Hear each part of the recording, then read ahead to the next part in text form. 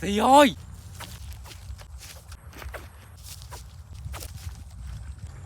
Ôi tham khóc ơi trời. នេះគឺជាវីដេអូថ្មីមួយទៀតដែលខ្ញុំទៅតេស្តប្រឡងនៅខាងសំរោងធំផ្លូវជាលេខ1ស្រុកគៀនស្វាយគឺម្ដុំការ៉ាសាំងលីមឡុង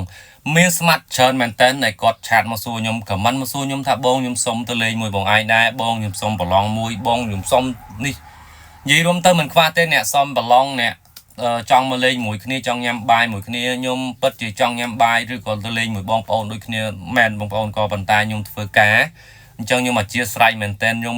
មានសិទ្ធិត្រឹមតែតម្លាក់ប្រឡងឲ្យឬក៏ប្រាប់ពីកន្លែងទិញនុយឲ្យតែប៉ុណ្្នឹងទេខ្ញុំចង់និយាយមួយទៀតស្មាត់ដែលគាត់នៅខាងការ៉ាសាំងលីមឡុងហ្នឹងឬក៏ម្ដុំផ្កាយ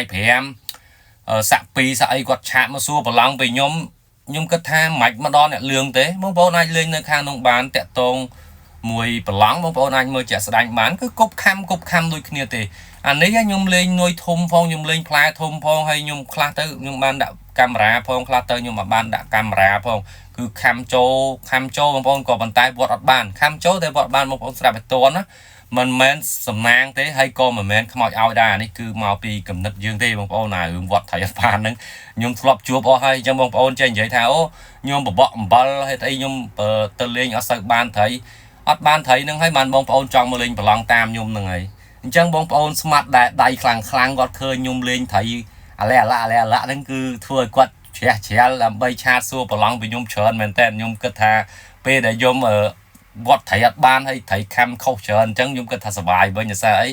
ទៅទូរស័ព្ទខ្ញុំអត់តនេទេបងប្អូនងាកខមមិនងាកឆាត Telegram ផងតាម Page តាម TikTok ផងសុំប្រឡងពីខ្ញុំហើយខ្ញុំអត់បានទៅលេងមួយគាត់ក៏ប៉ុតមែនក៏ប៉ុន្តែខ្ញុំតម្លាក់ប្រឡងឲ្យគ្នាយើងទៅលេងអានេះជាទឹកចិត្តរបស់ខ្ញុំហើយខ្ញុំចង់បញ្ជាក់ដែរកន្លែងខ្ញុំលេងហ្នឹងបងប្អូនគឺមានស្រះមួយហើយខ្ញុំលេងនុយធំបងប្អូននុយធំប៉ិនមួយជើងហើយលេងផ្លែ4ហ៊ុនកន្លះហើយត្រីខំដូចជាត្រីប៉ិនទូជាងកដៃយើងមិនតិចល្មមមកវត្តដែរបងប្អូនក៏ប៉ុន្តែយើងវត្តអត់ចូលជារឿងសិទ្ធិរបស់យើងមកដល់ត្រឹមនេះបងប្អូនគឺម៉ោង5ជាងហើយបានស្មាត់3នាក់មកពីខាងស្វាយរៀងមិនមែនមកពីខាងស្វាយរៀងទេគឺគាត់នឹងខ្ញុំនិយាយប្រវត្តិគាត់បន្តិចចោះរឿងរ៉ាវកំសត់របស់គាត់បន្តិចចោះគាត់ជិះម៉ូតូពីពេញគាត់ទៅគេងនៅស្វាយរៀងគេងមួយយប់គាត់បោះតង់ហើយគាត់គេងម៉ោង1ម៉ោង2យប់គាត់ក្រោកទៅបបក់ត្រីទៀតនៅពេលដែលគាត់និយាយរឿងរ៉ាវកំសត់គាត់មកធ្វើឲ្យខ្ញុំហូរទឹកភ្នែកដល់អត់ដឹងខ្លួនពួកគាត់ប្រៀបដូចជាដុំថ្មដែលយើងមិនទាន់ឆ្នៃទៅជាដុំដីចឹងបងប្អូននិយាយរួមទៅវាទៅណារួចទេវាវល់នៅតែម្ដុំបបក់ត្រីទេហើយគាត់ប្រាប់ខ្ញុំដែរគាត់ថាគាត់មកពីស្វាយរៀងមកដល់អ្នកលឿងហ្នឹងគាត់បបក់ត្រីបានតែមួយទេបានមកខ្ញុំហ្នឹងគឺគាត់បបក់ត្រីបានមួយទៀតពួកគាត់ប្រៀបដូចជាធនធានមនុស្សមួយដែលយើងមិនទាន់ដោះខាត់គាត់ឲ្យคล้ายទៅជាបុគ្គលជោគជ័យមួយនៅក្នុងវិស័យកីឡាបបក់ត្រីហ្នឹងហើយខ្ញុំសង្ឃឹមថានៅពេលដែលគាត់ជួបខ្ញុំជួបគាត់ខ្ញុំផ្ដល់ដំបូន្មានល្អដូចជាវត្តអត់បានត្រីដូចជាអំបិលអីចឹងទៅគាត់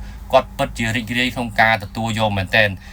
អ្វីក៏យើងនិយាយចប់ទៅហើយដែរតែខ្ញុំសង្ឃឹមថាពួកគាត់ធ្វើដំណើរដោយសុវត្ថិភាពទាំងអស់គ្នានិយាយរួមទៅនេះជាការឆ្លាញ់រាប់អានគ្នាទេចប់វគ្គត្រឹមហ្នឹងទៀតបងប្អូនគឺល្ងាចណាស់ហើយខ្ញុំក៏ត្រូវមកផ្ទះដែរហើយគាត់ក៏ត្រូវឡើងទៅពេញដែរកុំឲ្យយប់ខ្ញុំលេងលទ្ធផលរបស់ខ្ញុំគឺខ្ញុំលេងបាន3ក្បាលពួកគាត់បាន1បងប្អូនហើយខ្ញុំមាននិស្ស័យនិយាយលេងអញ្ចឹងទៅក៏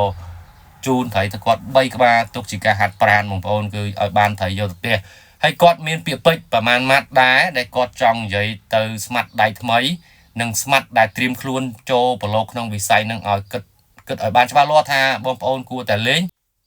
ឬគួរអត់លេងបងប្អូនតើគាត់និយាយខ្លះមួយជាងបកបានទៀតអូត្រីពីយកសកម្មមកពួកនេះបងប្អូនអើយលេងបកត្រីលេងម៉ោង1ម៉ោង2យប់សឹកធ្វើមនុស្សផ្សេងដែរមួយទេតាមទៅបងកូននន់ក្រោយកុំចូលសង្ស័យហ្នឹងប្រយ័ត្នប្រយ័ត្នលងខ្លួនលង